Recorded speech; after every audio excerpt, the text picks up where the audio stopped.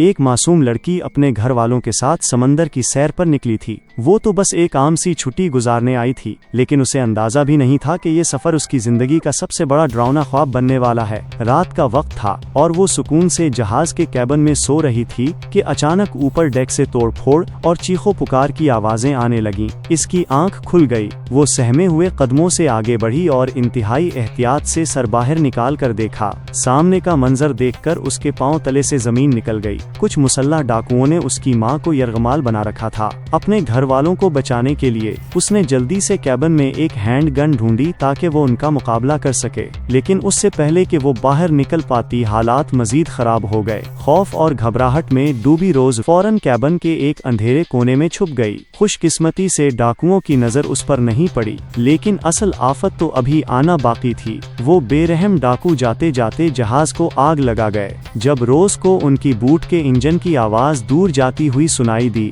तो वो पागलों की तरह बाहर लपकी। उसने जल्दी से आग बुझाने वाला सिलेंडर उठाया और डेक पर लगी आग को बुझाने लगी। उसकी मेहनत रंग लाई और आग तो बुझ गई, लेकिन अफसोस, इसकी प्यारी माँ हमेशा के लिए इस दुनिया से जा चुकी थी। वो लड़की जो सिर्फ एक छुट्टी मनाने आई थी, सोच भी नहीं सकती थी कि ये सफर उसकी माँ से आखिरी मुलाकात साबित होगा। लेकिन उस कड़े वक्त में भी उसने हिम्मत नहीं हारी। वो भागकर दोबारा कैबिन में गई और जले हुए वायरलेस और कम्युनिकेशन के आलात को ढूंढने लगी ताकि बाहर की दुनिया को मदद के लिए सिग्नल भेज सके। मगर बदकिस्मती से आग की वजह से सारे आलात पूरी तरह तबाह हो चुके थे। रोज गहरी मायूसी और अंधेरे में डूब रही थी कि अचानक बाहर डेक से किसी चीज की अजीब सी आवाज आई। मुतजस्सिस होकर वो फौरन बाहर की तरफ बढ़ी। जब उसने नीचे देखा तो हैरत का ठिकाना न रहा। उसका सौतीला बाप, जिसे गोली लगी थी, अभी जिंदा था। वो पानी के अंदर जहाज से लटकी एक रस्सी को मजबूती से पकड़े हुए था। रोज ने एक पुल भी जाया नहीं किया और पूरी ताकत से अपने सौतीले बाप को खींचकर समंदर से बाहर निकाला। उसने सबसे पहले अपने बाप को पानी के 2 घूंट पिलाए ताकि उसके हल्क को तरी मिल सके और वो कुछ बोल सके। बाप को बाहर निकालने के बाद रोज ने जल्दी से उसके जख्मों पर मरहम पट्टी की। कमजोरी और निकाहत से चोर उसके सौतीले बाप ओल्ड वाइट ने कौंपती आवाज में कहा कि रोज को फौरन जहाज के बादबान खोलने होंगे, वरना उनकी ये छोटी सी कश्ती समंदरी लहरों के रहमो करम पर ना जाने कहां बह जाएगी। लेकिन रोज, जो पूरी रात की खौफनाक आफत के बाद एक पुल भी नहीं सोई थी, वो थकन से चोर होकर आराम करने के लिए नीचे कैबिन में चली गई। वहां लेटते हुए अचानक उसकी नजर एक दराज पर पड़ी। उसने दराज खोला तो अंदर एक पुराना फोटो एल्बम मिला। तजस्सुस में जब रोज ने वो एल्बम खोला तो उसके होश उड़ गए। एल्बम की तस्वीरों में उसका सौतीला बाप उन्हीं वहशी डाकुओं के साथ खड़ा मुस्कुरा रहा था जिन्होंने अभी कुछ देर पहले उसकी मां को बेदर्दी से गोली मारी थी। उसने एक सेकंड भी जाया नहीं किया। दिल की धड़कनें तेज थीं, मगर वो बड़ी होशियारी से कैबिन से बाहर लपकी। ओल्ड वाइट अभी कमजोर था। रोज ने मौका पाकर एक मजबूत रस्सी से उसके दोनों हाथ जकड़ दिए ताकि वो कोई नई चाल न चल सके। इस नाजुक मोड़ पर रोज ने साबित किया कि वो सिर्फ डरने वाली लड़की नहीं, बल्कि खतरे के वक्त अक्लमंदी से फैसला करना भी जानती है। अपने तई बाप को बेबस करने के बाद रोज जहाज के बादबान संभालने लगी, लेकिन जैसे ही वो काम खत्म करके पीछे मुड़ी, डेक पर बंधा हुआ ओल्ड वाइट गायब हो चुका था। फजा में एक गहरा और पुरअसरार खौफ फैल गया। रोज ने तड़प कर अपनी खंजर उठाई और सहमे हुए कदमों से जहाज के कोने कोने में उसे ढूंढने लगी। लेकिन सस्पेंस उस वक्त खत्म हुआ जब मालूम हुआ कि ओल्ड वाइट कहीं भागा नहीं था, बल्कि वो सिर्फ बाथरूम गया था। ओल्ड वाइट ने बाहर आकर संजीदगी से कहा कि अब पुरानी बातों को छोड़ो, अगर जिंदा रहना है तो हमें फौरन जहाज का इंजन ठीक करके खुश्की की तरफ लौटना होगा, वरना हम दोनों इसी गहरे समंदर में मारे जाएंगे। दोनों ने मिलकर काफी देर तक इंजन को ठीक करने की सरतोड़ कोशिश की, लेकिन किस्मत उनके साथ नहीं थी। मरम्मत के चक्कर में इंजन ठीक होने के बजाय उल्टा बिल्कुल ही तबाह हो गया। अब उनके पास कोई चारा नहीं था। वो बेयारो मददगार खुले समंदर में लहरों के दोष पर बहने लगे। दिन गुजरते गए और जब उनकी उम्मीदें दम तोड़ने लगीं और मौत सामने खड़ी नजर आने लगी, तो अचानक उफुक पर घने जंगलात से घरा एक तन्हा जजीरा नमूदार हुआ। इस जजीरे को देखकर रोज की आंखों में जिंदगी की एक नई चमक आ गई। उसने पूरी ताकत हरकत से कश्ती का रुख इस जजीरे की तरफ मोड़ दिया। जब जहाज साहिल के करीब कम गहरे पानी तक पहुंचा तो उन्होंने एक छोटी रबड़ की कश्ती लाइफ बोट निकाली ताकि जजीरे पर उतर सकें, मगर रोज को तो कश्ती चलाना आती ही नहीं थी। अगले ही पल जैसे ही उसने चप्पू चलाने की कोशिश की, उसका तवाजुन बिगड़ा और वो एक जोरदार झटके के साथ गहरे पानी में जा गिरी। ओल्ड वाइट ने जैसे ही ये देखा, उसने अपनी जान की परवाह किए बगैर पानी में छलांग लगा दी और डूबती हुई रोज को खींचकर साहिल की रेत पर ले आया। रोज बेहोश हो चुकी थी और उसके फेफड़ों में पानी भर गया था। ओल्ड वाइट ने फौरन उसे CPR देना शुरू किया। सीने पर चंद बार दबाव डालने के बाद रोज को होश आ गया। उसने खांसते हुए हल्क से समंदर का नमकीन पानी बाहर निकाला और उसकी सांसें बहाल हो गईं। अपनी जान बचाने वाले उस वाक़ये के बाद रोज के दिल में सुतीले बाप के लिए जो शक पैदा हुआ था वो आहिस्ता आहिस्ता कम होने लगा और उसने ओल्ड वाइट के खिलाफ अपनी दिफाई दीवारें गिरा दी। दोनों ने उस अनजान जजीरे का रुख किया ताकि जिंदगी बचाने का कोई सामान ढूंढ सकें। रोज मायूस होने लगी, लेकिन ओल्ड वाइट का तजर्बा कुछ और कह रहा था। उसने जजीरे के घने और हरे भरे दरख्तों की तरफ इशारा करते हुए कहा कि अगर यहाँ इतनी हरियाली है तो इसका मतलब है कि जमीन के नीचे कहीं न कहीं मीठे पानी का जखीरा जरूर मौजूद है। और उन्हें पत्थरों की एक दरार के बीच से रसता हुआ मीठा और लजीज पानी मिल गया, जिसे पीकर उन्होंने अपनी प्यास बुझाई। कुदरत ने उन पर एक और मेहरबानी कर दी। समंदरी लहरों के हाथों बह जाने वाली उनकी रबड़ की लाइफ बोट खुशकिस्मती से तैरती हुई उसी जजीरे के किनारे आ लगी थी। कश्ती को देखकर दोनों की जान में जान आई और उन्होंने फैसला किया कि वो आज की रात उसी जजीरे पर आराम करेंगे और अगली सुबह होते ही यहाँ से निकल जाएंगे। रात की तारीकी फैली तो चारों तरफ एक गहरा सन्नाटा छा गया। सर्दी से बचने के लिए उन्होंने एक कोने में लकड़ियाँ इकट्ठी करके आग जलाई। आग के अलाव के सामने बैठे हुए रोज के जहन में वही पुराना सवाल उभरा। उसने ओल्ड वाइट की आंखों में झांकते हुए पूछा, वो लोग कौन थे? उन्होंने मेरी माँ को क्यों मारा? अब ओल्ड वाइट के लिए मजीद झूठ बोलना मुमकिन नहीं रहा था। ओल्ड वाइट उन्हें यहाँ किसी छुट्टी पर नहीं लाया था, बल्कि वो रोज की माँ को उन समंदरी डाकुओं के हाथों भारी कीमत पर बेचने का सौदा कर चुका था। लेकिन वो बेरहम डाकू खुद गद्दार निकले। उन्होंने ओल्ड वाइट को पैसे देने के बजाय धोखा दिया और उल्टा उसे भी जान से मारने की कोशिश की। ओल्ड वाइट ने रोज की तरफ देखते हुए सर्द लहजे में कहा, अब अगर तुम्हें जिंदा रहना है तो जैसा मैं कहता हूँ वैसा करो। मैं तुम्हारी माँ की मौत का बदला उनसे जरूर लूंगा। ये सुनते ही रोज के अंदर गुस्से की एक चिंगारी भड़क उठी। उसने तैश में आकर फौरन अपनी बंदूक उठाई और ओल्ड वाइट पर तान दी। वो पहले ही बंदूक से गोलियां निकाल चुका था। रोज कुछ समझ पाती उससे पहले ही ओल्ड वाइट ने एक चीते की तरह झपट कर उसे जमीन पर गिरा दिया। मौत सर पर खड़ी थी, लेकिन रोज ने हिम्मत नहीं हारी। इस नाजुक और खतरनाक मोड़ पर उसने पूरी ताकत लगाई, ओल्ड वाइट की गिरफ्त से खुद को छुड़ाया और जान बचाने के लिए घने जंगल की तरफ भाग खड़ी हुई। रोज के इस इकदाम ने ओल्ड वाइट को शदीद गुस्से में ला दिया था। जब उसने देखा कि रोज अब उसके काबू में नहीं आने वाली तो उसके दिल से हमदर्दी का आखिरी एहसास भी खत्म हो गया। उसने बंदूक संभाली और उस घने अंधेरे जंगल में रोज को ढूंढने और उसका शिकार करने के लिए निकल पड़ा।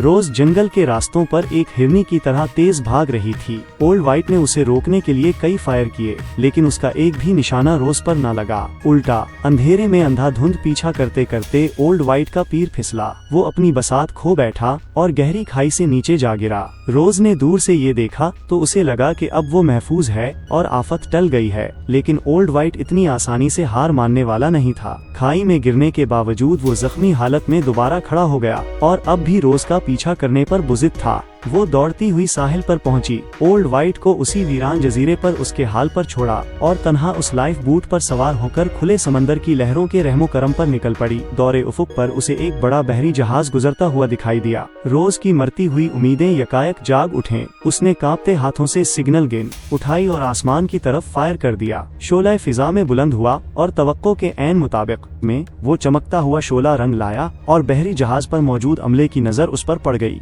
उन्होंने फौरन जहाज का रुख रोज की छोटी सी लाइफ बोट की तरफ मोड़ दिया। रोज ने एक गहरा सांस लिया और सोचा कि अब वो बिल आखिर महफूज हाथों में है और उसका होलनाक सफर खत्म हो गया है। लेकिन कुदरत को कुछ और ही मंजूर था। जैसे ही वो बड़ा जहाज उसके करीब पहुंचा और रोज की नजर उस पर मौजूद लोगों पर पड़ी तो उसके दिल में एक बार फिर खौफ की लहर दौड़ गई। वो लोग कोई आम मलाह नहीं थे। उनके चेहरों पर दरिंदगी और आंखों में वहशत थी, जिन्हें देखकर ही अंदाजा हो जाता था कि उनका ताल्लुक किसी अच्छे मलाहों से नहीं हो सकता। इस भयानक दलदल में फंसने के बाद रोज अच्छे से जानती थी कि अगर उसने उस वक्त हिम्मत हारी या घबराहट दिखाई तो मौत उसका वाहिद मुकद्दर होगी। अब यहाँ से जिंदा निकलने का सिर्फ एक ही तरीका था, सब्र, सुकून और एक आखिरी जवाबी वार। अपने इसी मास्टर प्लान के तहत उसने अपने पास मौजूद सामान से अपने चेहरे पर एक जादुई और दिलकश मेकअप किया। उसने अपने सौतीले बाप से सुन रखा था कि इस जहाज का शैतान कप्तान जवान लड़कियों का रसिया है और उनके हुस्न के जाल में जल्दी फंस जाता है। रोज का ये पांसा बिल्कुल ठीक बैठा। जैसे ही वो बिन संवर कर कप्तान के सामने पहुंची,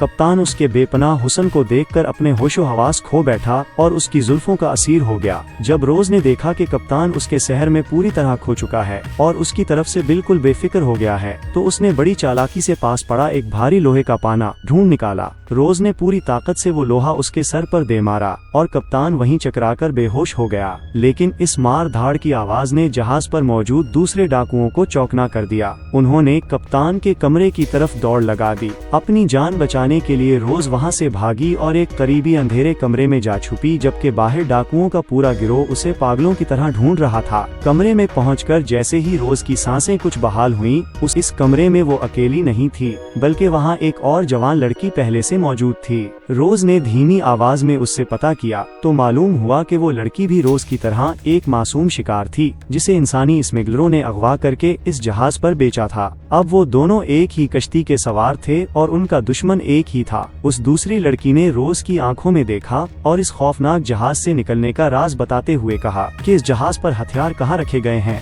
अपनी जान बचाने और माँ के खून का बदला लेने के लिए रोज ने लड़ने का फैसला किया। वो धीमे कदमों से उनके असलहा खाने की तरफ बढ़ी, लेकिन वहां पहुंचकर उसकी उम्मीदों पर उस वक्त पानी फिर गया जब उसने देखा कि तमाम बड़ी बंदूकों पर ताले लगे हुए थे। वो मायूस होकर मुड़ने ही वाली थी कि अचानक उसकी नजर एक कोने पर पड़ी। वहां खुशकिस्मती से एक अकेली पस्तूल बगैर ताले के रखी हुई थी। रोज ने झपट कर पस्तूल उठाई ही थी कि पीछे से हाँपते हुए डाकुओं ने उसे आ घेरा। अब सोचने का वक्त निकल चुका था। रोज ने बिजली की सी तेजी से पैंतरा बदला और पलटते ही गोली चला दी। गोली सीधी सामने वाले डाकू के सीने में लगी और वो वहीं ढेर हो गया। उस एक फायर ने रोज के अंदर छुपे खौफ को जैसे हमेशा के लिए खत्म कर दिया। अब वो कोई डरी सहमी लड़की नहीं थी, बल्कि एक गसीली और तरबियत याफ्ता जंगजू बन चुकी थी, जिसके सामने जो भी आता वो उसे रास्ते से हटा देती। उसकी जिस्मानी फिरती और ताकत में जैसे अचानक हैरत अंगेज इजाफा हो गया था। जब एक खतरनाक खातून डाकू ने उस पर चाकू से हमला किया तो रोज ने सिर्फ 2-3 दाव पेच खेलकर उसे नहते ही जमीन चटा दी। लेकिन इस मुसलसल मार धाड़ ने रोज को अंदर से निढाल कर दिया था और इसका जिस्म जवाब दे रहा था। उसी दौरान उसका सामना एक ऐसे डाकू से हुआ जो कद आवर और चट्टान जैसा मजबूत था। अपनी देव हैकल जुस्सा का फायदा उठाते हुए इस जालिम ने रोज को दबोच लिया और उसकी गर्दन को अपने मजबूत हाथों से इस तरह जकड़ा के रोज का दम घुटने लगा। मौत उसकी आंखों के सामने नाचने लगी, लेकिन आखिरी सिसकती हुई सांस के साथ रोज ने अपनी पूरी ताकत जमा की और अपने घुटने से उसके नाजुक हिस्से पर जोरदार वार किया। दर्द की शिद्दत से उसकी गिरफ्त ढीली हुई तो रोज ने पास पड़ा एक भारी डंडा उठाकर उसके सर पर दे मारा और दोबारा खड़े होने की कोशिश कर रहा था। इस नाजुक लम्हे पर रोज ने जमीन पर गिरी हुई पस्तूल पर झपटा मारा, उसे उठाया और एक आखिरी फायर करके खुद को इस मौत के साए से आजाद करवाया। एक एक करके डाकुओं को ढेर करती हुई रोज जब जहाज के अंदरूनी हिस्सों की तरफ बढ़ी तो अचानक एक कमरे से उसे कई औरतों के रोने और सरगोशियां करने की आवाजें आईं। अपने शक को यकीन में बदलने के लिए उसने धीरे से उस कमरे का दरवाजा खोला। वहाँ उसकी उम्र की दर्जनों मासूम और खूबसूरत लड़कियां जंजीरों में जकड़ी रो रही थीं। रोज ने आगे बढ़कर जैसे ही उन मजलूम लड़कियों को आजाद करने के लिए हाथ बढ़ाया, अंधेरे से एक साए ने जन्म लिया। एक गंजे डाकू ने रोज की पुश्त पर छुपकर बंदूक का ठंडा नाला सीधा उसके सर पर टुका दिया। रोज की पुश्त पर मौत दस्तक दे रही थी और एक बार फिर वो बिल्कुल बेबस हो चुकी थी। गंजे डाकू ने रोज के सर पर बंदूक तान रखी थी। मौत बिल्कुल सामने थी, लेकिन रोज ने अपने दिल में बार बार दोहराया, मैं नहीं डरती, मैं नहीं डरती। जिंदगी बचाने की उसी शदीद तड़प ने उसके अंदर ताकत का एक ऐसा तूफान बर्पा किया कि उसने पलक झपकते ही एक नाकाबिली यकीन पैंतरा बदला। इससे पहले कि वो गंजा डाकू ट्रिगर दबाता, रोज ने बिजली की सी तेजी से उसका हाथ घुमाया और एक ही जोरदार वार में उसे हमेशा के लिए इस दुनिया से रुखसत कर दिया। रोज को लगा कि अब उसने इस मनहूस जहाज के तमाम डाकुओं का खात्मा कर दिया है। लेकिन जैसे ही वो हाँफती हुई बाहर डेक पर आई तो सामने खड़े साए को देखकर उसका खून जम गया। वो मकार और वहशी सोतीला बाप ओल्ड वाइट जिसे रोज इस वीरान जजीरे पर मरा हुआ या बेबस समझकर आई थी। वो अभी जिंदा था, न जाने वो किस तरह और किन रास्तों से होता हुआ उस चोर जहाज तक पहुंच चुका था। ओल्ड वाइट ने एक भयानक मुस्कुराहट के साथ रोज की तरफ देखा और सर्द लहजे में कहा, लगता है मैंने तुम्हारी बात सुन ली थी, मैंने यहाँ के कप्तान को मार दिया है। ओल्ड वाइट के इस भयानक रूप और भारी कदमों की आवाज सुनकर खौफ से कांपती हुई रोज फौरन अंधेरे में कहीं छुप गई।